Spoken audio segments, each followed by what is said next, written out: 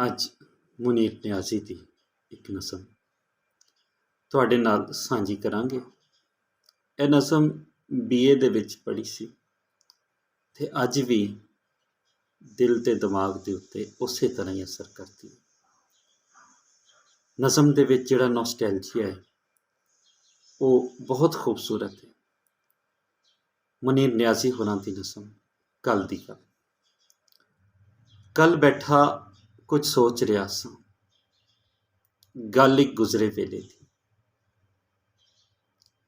ਕੱਲ੍ਹ ਬੈਠਾ ਕੁਝ ਸੋਚ ਰਿਹਾ ਸਾਂ, ਗੱਲ ਇੱਕ ਗੁਜ਼ਰੇ ਵੇਲੇ ਦੀ।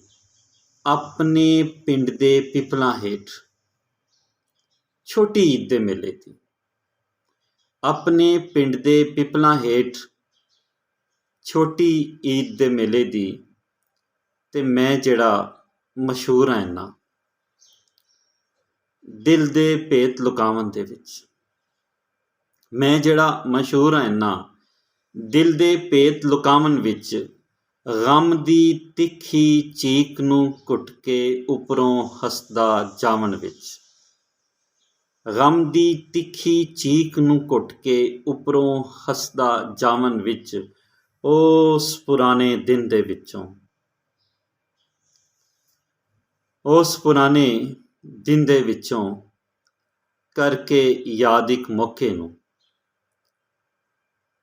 ਜ਼ੋਰ ਵੀ ਲਾ ਕੇ ਰੋਕ ਨਾ ਸਕਿਆ ਆਪਣੇ ਦਿਲ ਦੇ ਹੋਕੇ ਨੂੰ।